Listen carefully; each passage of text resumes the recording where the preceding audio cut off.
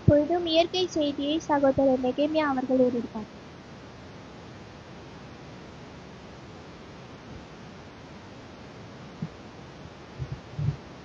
எல்லாருக்கும் ஓய்வு நாள் நல்வாழ்த்துக்கள். ஸோ ஒரு கேள்வியோட ஆரம்பிக்கிறேன். ஸோ இதுக்கு பிரேசி தான் பதில் சொல்லுங்க. ஸோ பைபிள் அதிகமாக யூஸ் பண்ணுற அனிமல் என்ன? எல்லாத்துக்குமே அந்த அனிமல் தான் இருக்கு. இங்க கூட அந்த அனிமல் இருக்கு, ஆடு. ஓகே, ஸோ நான் வந்து இன்னைக்கு வந்து ஆடை பற்றி தான் பார்க்க போகிறேன். ஸோ ஆடுக்கு வந்து ஒரு வசனம், ஜாய் சொல்லு. சங்கீதம். கர்த்தரின் மேய்ப்பராக இருக்கிறார், நான் தாழ்ச்சி.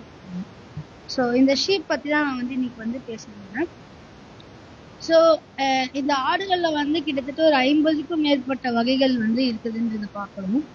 ஸோ இது முக்கியமாக வந்து எந்த இடங்கள் அதிகமாக வளர்க்கப்படுதுன்னா ஆஸ்திரேலியா.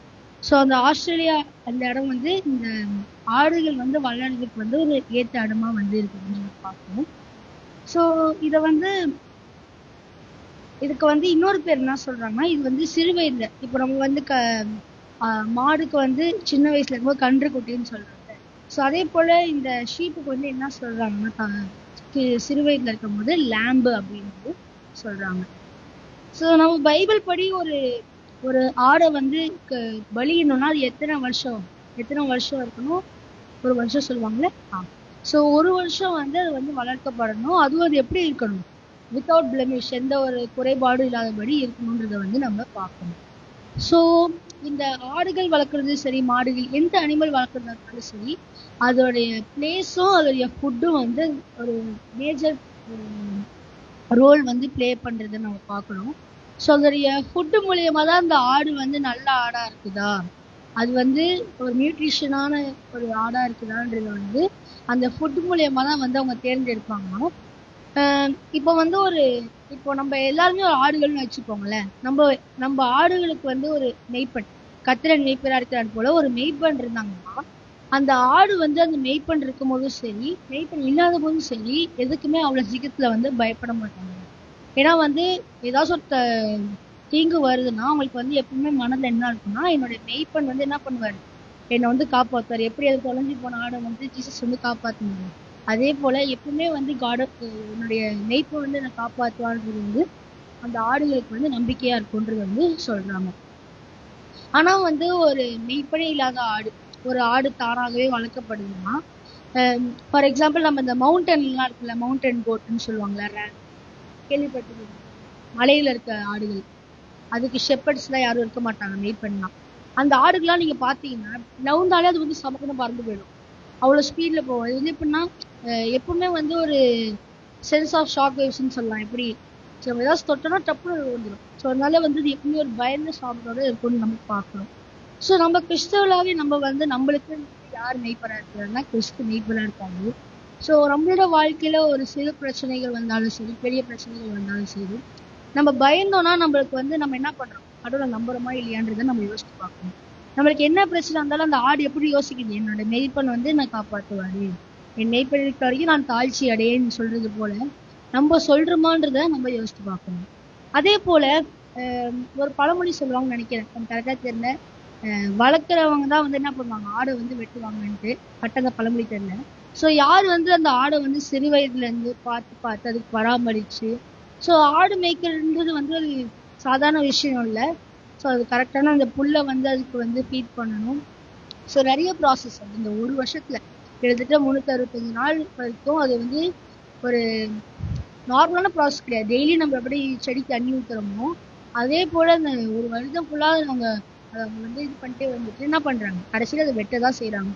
ஆனா அந்த ஆடுகளை நீங்க பாத்தீங்கன்னா அவங்க வெட்ட வரும்போது கூட சரி, அவங்க வந்து அது கத்தாதாமா. சில ஆடுகள் நம்ம இங்க இந்த ஆடுகள்லாம் வந்து பிடிச்சாலே கத்தும். ஆனா இந்த ஆஸ்திரேலியாவில் நீங்க பாத்தீங்கன்னா அந்த வெட்ட வரும்போது கூட அந்த ஆடு வந்து என்னன்னா பயப்படாதாமா. இந்த வெட்டினக்கு அப்புறம் தான் துடிக்குமே தவிர அது வரைக்கும் அது என்னன்னா அந்த அவங்களுடைய மெய்ப்பெண் மேல அது வந்து நம்பிக்கையா இருக்குதான். ஸோ அந்த பொதுவா இந்த மேய்ப்புறவங்களுக்குலாம் என்ன தோணும்னா எந்த ஆடை வெட்டுறதுனே தெரியாதுதான். ஏன்னா அவங்க எல்லா ஆடையும் வந்து கொளுத்தாடா இருக்கும், எல்லாமே வந்து ஒரு வருஷம் ஃபுல்லா முடிஞ்சிருக்கும், எல்லாமே வந்து ஒரு நல்ல செழுமையான ஆடா இருக்கும்போது எந்த ஆடை வெட்டுறதுனே தெரியாம இருக்குமா. ஸோ நம்ம எல்லாருமே ஆடுகளா இருக்கும் போது நம்ம சத்தியத்துல நல்லா மூழ்கி செழுமையா இருந்தோம்னா சாத்தானுக்கு எப்படி இருக்குமா, யாரை நம்ம வந்து துன்பப்படுத்துறது, யாரை நம்ம சத்தியத்துல வெளில எடுத்துட்டு வருன்றது வந்து எப்படி இருக்கும், ஒரு கஷ்டமான செயலா இருக்கும். ஸோ நம்ம ஒரு ஆடை வந்து ஒரு தீனியா பார்க்காம நம்ம ஆவிக்கிற வாழ்க்கைக்கு அது ஒரு எக்ஸாம்பிளா இருக்குது.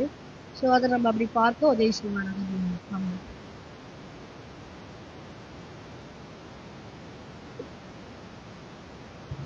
நல்ல ஒரு இயற்கை செய்தியை எடுத்துக்கிட்டு சகோதரி தேவன் நம்மை ஆசீர்வதிப்பாராக. இப்பொழுதும் இரத்த சாட்சியின் வரலாற்றை சகோதரி ஜுனேட்டா அவர்கள் எழுதுகிறார்.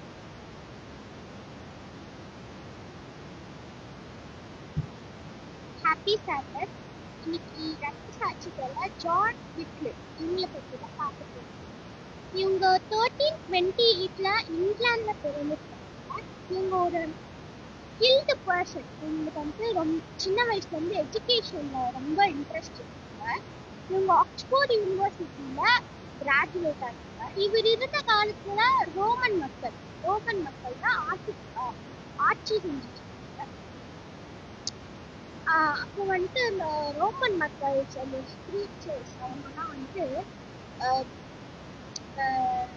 பைபிள் பத்தி தப்பா சொல்லி கொடுத்தாங்க பீப்புள்ஸ்க்கு. அப்போ இந்த ஜான் விக்லிப் எல்லாமே நம்ம தப்பா சொல்லி கொடுத்தாங்க. அப்போ அவங்க வந்துட்டு டாக்ஸ் கட்டுவாங்க. அந்த ரோமன் மக்களுக்கு டாக்ஸ் கட்டுவாங்க.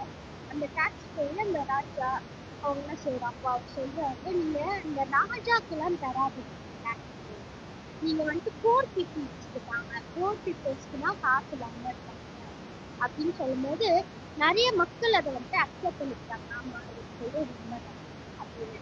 அந்த ரோமன் மக்களை வந்துட்டு படிக்காமலே வச்சிருந்தாங்க. ஏன்னா இப்ப படிச்சாங்கன்னா ரொம்ப மூளை அதிகமாகி ஏதாவது கேள்வி கேட்பாங்கன்னு சொல்லி படிக்காமலே வச்சிருந்தாங்க. அதுவும் இந்த ரோமன் மக்கள் வந்துட்டு ஒரு பெரிய தப்பு சொன்னாங்க. ஒரு ரிச் பீப்புள்ஸ் வந்துட்டு எவ்வளவு தப்பு வேணாலும் பண்ணலாம், எவ்வளவு தப்பு வேணாலும் பண்ணிட்டு காசு கொடுத்துட்டு பாவம் பண்ணிட்டு வாங்கிக்கலாம். ஆனா இந்த போர் பீப்புள்ஸ் வந்துட்டு பாவம் பண்ணாங்கன்னா அவங்களுக்கு வந்து தண்டனை கொடுப்பாங்க. அந்த மாதிரி நடந்துட்டு இருக்கும் போது அதுவும் கேட்டாங்க.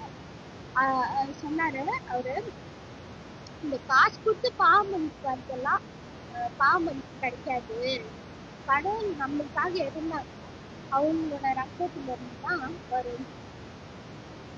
அதுவும் அவர் வந்துட்டு இந்த பைபிள்ஸ் வந்து 2 மொழி தான் இருக்கும்.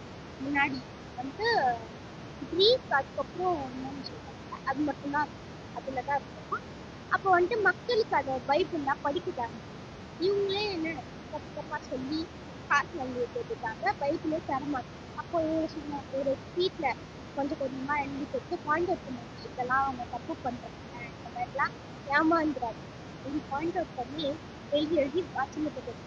அப்போ அந்த போப்ஸ் எல்லாம் பார்த்துட்டு, என்ன எல்லாத்தையும் பாயிண்ட் அவுட் பண்ணி எல்லா மக்களுக்கும் கொடுத்துட்டு இருக்கான் அப்படின்னு சொல்லி அவங்க கொலை பண்ணிட்டு. அப்போ அவர் வந்துட்டு கொஞ்சம் கொஞ்சமா இப்போ வந்துட்டு பைபிளை டிரான்ஸ்லேட் பண்ணி மக்களுக்கு கொடுத்துட்டு. அப்போ கொலை பண்ண நினைக்கும் போது இவங்களுக்கு வந்து ரொம்ப உடம்புக்கு உடம்பு படிக்கையில படிச்சுட்டு இருக்கும்போது அந்த போப்ஸ் வந்து கிண்டல் பண்ணாங்க. பத்தியா என்னை வந்துட்டு நீங்க எதிர்க்கல, என்னை எடுத்துட்டதுனால கடவுள் உனக்கு இந்த மாதிரி பாவம் பண்ணிட்டு என்கிட்ட பாவம் பண்ணிட்டு அப்படின்னு சொன்னாங்களாம். அப்போ அவரு சொன்னாரா, நானும் கேட்க மாட்டேன், நான் வீழ்ச்சி வருவேன், வீழ்ச்சி வந்து இந்த தப்பெல்லாம் மக்களுக்கு சொல்லுவேன் அப்படின்னு சொல்லி அவர் சொன்ன மாதிரி வீழ்ச்சி வந்து பைபிள் டிரான்ஸ்லேட் பண்ணி எல்லாருக்கும் கொடுத்தாரு. கொடுக்கும்போது அவருக்கு தெரிஞ்சிச்சு, நான் கொஞ்ச நாள் தான் வாழ போறேன் அப்படின்னு தெரிஞ்சு 1348 இறந்துட்டாரு. அப்போ இந்த போப்ஸ் வந்து ஒண்ணுமே தீரல, இந்த என்ன சாப்பிடணும் அப்படின்னு தீரல. அவர் வந்து 40 years கழிச்சு அவர் இறந்த இடத்துல தோன்றி திருப்பி அந்த எலும்பெல்லாம் எடுத்து நெருக்கிட்டு ஃபயர்ல போட்டு எரிச்சு அந்த சாம்பலை எடுத்து ரிவர்ல கொண்டு போய் போட்டாங்க. அந்த மாதிரி கொடூரமான விஷயம் தான். இவ்வளோ கஷ்டப்பட்டு நம்மளுக்கு ஆங்கிலத்திலையும் தமிழ்லையும் பைபிள் படிச்சுட்டு ஆனா அதெல்லாம் நம்ம யூஸ் பண்ணாம ஃபோன்ல பைபிள் இருக்கு நான் ஃபோன்ல பார்த்துக்கிறேன் அப்படின்னு சொல்லி ஃபோன்ல பார்த்துக்கிட்டு இருக்கேன். இப்போ வந்துட்டு ஒன்றும் இந்த மாதிரி நடக்குது. அதெல்லாம் நம்ம எதிர்த்து வந்துட்டு நமக்கு இந்த பைபிள் தான் வரும். அதனால பைபிள் நிறைய படிக்கிறோம்.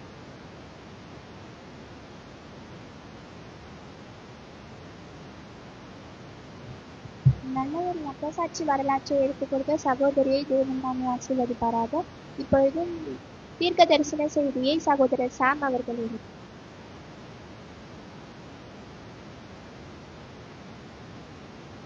எல்லாருக்கும் ஹாப்பி சபத்.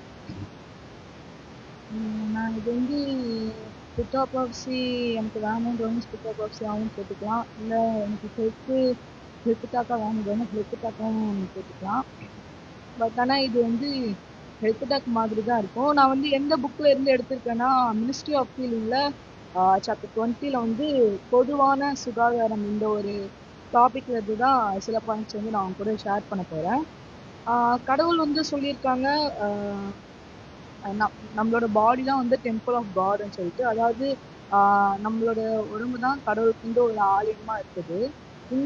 நம்மளோட இந்த ஆலயத்தை வந்து நம்ம எப்படி மெயின்டைன் பண்ணி நம்மளோட பாடி வந்து நம்ம எப்படி பராமரிக்கணும் அப்படின்றது தான் இந்த ஒரு சாப்டர்ல வந்து எலஞ்சோய் கம்மையார் வந்து சொல்லியிருக்காங்க. ஸோ முதலாவதாக எலஞ்சோய் கம்மையார் எதை பற்றி குறிப்பிடுறாங்கன்னா ரத்த ஓட்டம், அதாவது பிளட் சர்க்குலேஷன் பற்றி தான் இங்கே வந்து முதல்ல சொல்றாங்க. பிகாஸ் இதுதான் நம்மளோட பாடியில் வந்து ரொம்ப ஒரு இம்பார்ட்டண்ட்டாக இருக்குது. அதாவது ரத்த ஓட்டம் வந்து இங்கே என்ன சொல்லிட்டுருக்குன்னா உயிரோட்டம் அப்படின்னு இங்கே குறிப்பிட்டிருக்காங்க. இந்த ஒரு ரத்த ஓட்டம் வந்து நம்ம உடம்புல வந்து நல்லா இருந்தாதான் நம்மளால நல்லபடியாக இருக்க முடியும். ஒன்று. ரெண்டாவது வந்து நம்மளோட ஹார்ட் வந்து பம்ப் ஆகுதுல, நம்மளோட ஹார்ட் வந்து பீட் ஆகும்போது அந்த பிளட் வந்து சீக்கிரமா வந்து எல்லா இடத்துக்கும் குயிக்காகவும் ஈஸியாகவும் சர்க்குலேஷன் ஆகணுமா. இப்படி சர்க்குலேஷன் ஆனாதான் நம்ம உடம்பு வந்து நல்லா இருக்குமா. பட் ஆனால் இதுக்கு ஆப்போசிட்டானா எப்படி சொல்றது, இப்போ வந்து நான் வந்து டைட்டான ட்ரெஸ் போடுறேன், ஏதாவது டைட்டான ஷர்ட் போடுறேன்னா எனக்கு வந்து என்ன ஆகும்னா பிளட் சர்க்குலேஷன் வந்து ரொம்ப கஷ்டப்பட்டு போகுமா. ஸோ இந்த மாதிரி வந்து அதனால நம்ம டைட்டான ட்ரெஸ் வந்து வியர் பண்ணக்கூடாதுன்னு சொல்றாங்க. அதனால நம்மளோட பிளட் சர்க்குலேஷனுக்கு வந்து ரொம்ப பாதிப்பு இருக்கும் அப்படின்னு குறிப்பிடுறாங்க. இப்படி நம்ம இந்த டைட்டான ட்ரெஸ் வியர் பண்ணி நமக்கு பிளட் சர்க்குலேஷன் வந்து ரொம்ப பாதிக்கப்படுதுன்னா இதுக்கு வந்து ஒரு பேர் சொல்றாங்க. என்னதுன்னா ரத்த அடைசலை, அதாவது பிளட் கன்ஜெக்ஷன் அப்படின்னு சொல்றாங்க. இந்த ஒரு பிரச்சனைகளால நமக்கு என்னென்ன காசு சொல்லிட்டு பார்க்கும்போது ஹெட்ஏக் அதிகமா வருமா, காஃப் அதிகமா இருக்குமா, அதுக்கப்புறம் நமக்கு வந்து அதிகமா ஹார்ட் பீட் ரொம்ப அதிகமா இருக்குமா, டைஜஷன் நடக்காதான். ஸோ இது மாதிரி நிறைய பிரச்சனைகள்லாம் இந்த ஒரு காரியத்துல வருது. ஸோ ரெண்டாவதா எலஞ்சோய் கம்மையார் வந்து எதை சொல்றாங்கன்னா சுவாசம், அதாவது பிரீத்திங்கை பத்தி தான் சொல்றாங்க. பாடிக்கு வந்து ஒரு இம்பார்ட்டண்ட்டான காரியம் என்னன்னு சொல்லிட்டு பார்க்கும்போது பிளட் சர்க்குலேஷன். அந்த ஒரு பிளட் சர்க்குலேஷனுக்கு இம்பார்ட்டண்ட்டான காரியம் என்னன்னு சொல்லிட்டு பார்க்கும்போது இந்த ஒரு சுவாசமா இருக்குது. இந்த ஒரு சுவாசம் வந்து நம்ம வந்து எப்படி சுவாசிக்கணும்னா இயற்கையான காற்று, ஃப்ரெஷ்ஷான காற்று தான் சுவாசிக்கணுமா. ஏன்னா இந்த ஃப்ரெஷ்ஷான காற்றை சுவாசிக்கிறதுனால தான் நம்மளோட பிளட் சர்க்குலேஷன் வந்து ரொம்ப நல்லாவும் எப்பயுமே ஈஸியாகவும் குயிக்காகவும் போகும் அப்படின்னு சொல்லிட்டு இங்க குறிப்பிடுறாங்க. அது மட்டும் இல்லாம எப்படி சேம் திங் நம்மளோட பிளட் சர்க்குலேஷனுக்கு நம்ம டைட்டான ட்ரெஸ் வந்து வியர் பண்ணக்கூடாதோ அதே மாதிரிதான் லங்ஸுக்கும் நம்ம வந்து டைட்டான ட்ரெஸ் வந்து வியர் பண்ணக்கூடாதான். அதே மாதிரியே இப்போ வந்து ஒருத்தவங்க வந்து குனிஞ்சு நிமிர்ந்து நிறைய ஹார்ட் ஒர்க் பண்றாங்கன்னா அவங்களோட லங்ஸ் அவங்களோட பிரீத்திங் வந்து டிஃப்ரெண்டா இருக்குமா. இதே ஒருத்தவங்க வந்து ஒரே இடத்துலயே உட்காந்துட்டு ஒரு வேலை செய்யறாங்கன்னா அவங்களோட பிரீத்திங் எல்லாமே டோட்டல் டிஃப்ரெண்டா இருக்குமா. ஸோ அதனால நம்ம எப்பயுமே குனிஞ்சு நிமிர்ந்து வேலை செய்யற ஒருத்தவங்களா இருக்கணும் அப்படின்னு சொல்லிட்டு இங்க குறிப்பிடுறாங்க. அது மட்டும் இல்லாம நம்ம நல்லா ஃப்ரெஷ்ஷான காற்று சுவாசிக்கிறது மூலியமா நம்மளோட நர்வ்ஸ் வந்து எப்பயுமே நல்லா இருக்குமா. அது மட்டும் இல்லாம நம்மளோட பாடி எப்பயுமே நம்ம வந்து ஆக்டிவா இருக்குமா, எப்பயுமே நம்ம டயர்டா அந்த அளவுக்கு ஃபீல் பண்ண மாட்டோமா. பட் இதே நம்ம ஒரு வீட்லயே இருந்துட்டு இருந்தேன்னா, இப்போ சில பேர்லாம் பாத்தீங்கன்னா அவங்க ஃபுல்லா வீட்லயே தான் இருந்துட்டு இருப்பாங்க.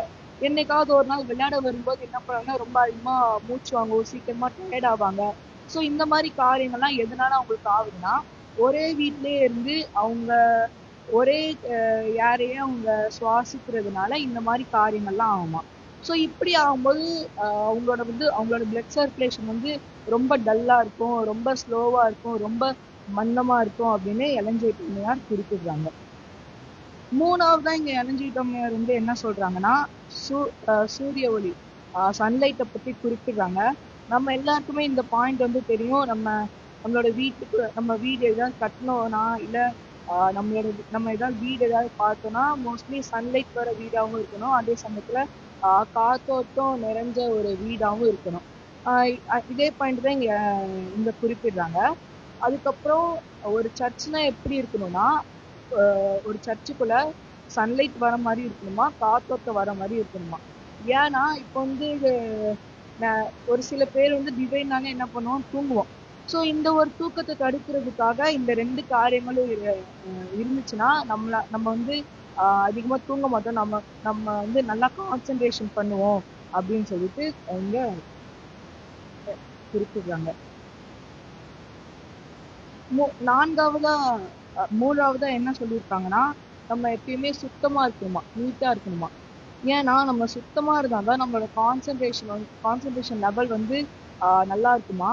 அது மட்டும் இல்லாம நம்ம வந்து மென்டலாவும் ரொம்ப நல்லா இருக்கும், நம்மளோட மைண்டுக்கும் ரொம்ப நல்லா இருக்கும் நம்ம நீட்டா இருந்தா அப்படின்னு சொல்றாங்க. அது மட்டும் இல்லாம நம்ம டெய்லியும் 2 வேளை குளிக்கணும்னு சொல்றாங்க. இந்த பாயிண்ட் நம்ம எல்லாருக்குமே தெரிஞ்சதுதான். இது நம்ம 2 வேளை குளிக்கிறது மூலியமா நம்மளோட நர்வ்ஸ் வந்து ரொம்ப நல்லா இருக்குமா. தென் நம்மளோட இன்டெஸ்டின்க்கு, ஸ்டொமக்குக்கு, கல்லீரலுக்கு நல்ல ஒரு நல்ல காரியங்கள்லாம் இந்த குளிக்கிற நீட்டா இருக்கிறது நமக்கு கொடுக்கும்னு சொல்லிட்டு பார்க்குறோம். அதே மாதிரி நம்ம வந்து இப்போ நம்ம குளிச்சு முடிச்சுட்டு ஏதாவது ட்ரெஸ் போடுறோம்னா அந்த ட்ரெஸ்ஸை வந்து அதிகபட்சம் ஒரு தடவை தான் போடணுமா. பிகாஸ் ஏன்னா நம்ம பாடியில வந்து நிறைய ஸ்வெட் வருதுன்னு பார்க்குறோம். அந்த ஸ்வெட்ல இருக்கிற இம்ப்யூரிட்டிஸ் எல்லாமே நம்ம போடுற ட்ரெஸ் வந்து அப்சர்வ் பண்றதுனால அது அதிகபட்சம் 2 தடவை 3 தடவை போட்டோம்னா நமக்கு வந்து நோய் வர்றதுக்கான நிறைய வாய்ப்புகள் இருக்குதுன்னு சொல்லிட்டு இங்க குறிப்பிடுறாங்க. நான் இது வரைக்கும் பார்த்ததெல்லாம் ஷார்ட்டா சொல்லிடுறேன். ஸோ நம்மளோட பாடி தான் கடவுளுக்கு வந்து ஆலயமா இருக்குது. 2வது வந்து நம்மளோட பிளட் சர்க்குலேஷன் வந்து நம்ம உடம்புக்கு வந்து ரொம்ப இம்பார்ட்டண்டா இருக்குது, அது வந்து நம்ம ரொம்ப கேர் கொடுக்கணும். 3வது அந்த பிளட் சர்க்குலேஷனுக்கு நம்மளோட ப்ரீத்திங் ஏர் வந்து ரொம்ப இம்பார்ட்டண்டா இருக்குது. 4வது வந்து சன்லைட் வந்து நமக்கு ரொம்ப இம்பார்ட்டண்டா இருக்குது. 5வது வந்து நம்ம நீட்டா இருக்கணும். ஸோ இதுதான் வந்து எலஞ்சைட்டோமையார் வந்து இந்த ஒரு சாப்டர்ல குறிப்பிட்டிருக்காங்க. ஸோ நான் இந்த பாயிண்ட்ஸ் எல்லாம் நம்மளோட வாழ்க்கையில அபியாசிச்சு கடவுளுக்கு நல்ல ஒரு ஊழியத்தை செஞ்சு பரலோகத்துக்கு போக தேவன் தாம் நமக்கு உதவி செய்வாராக.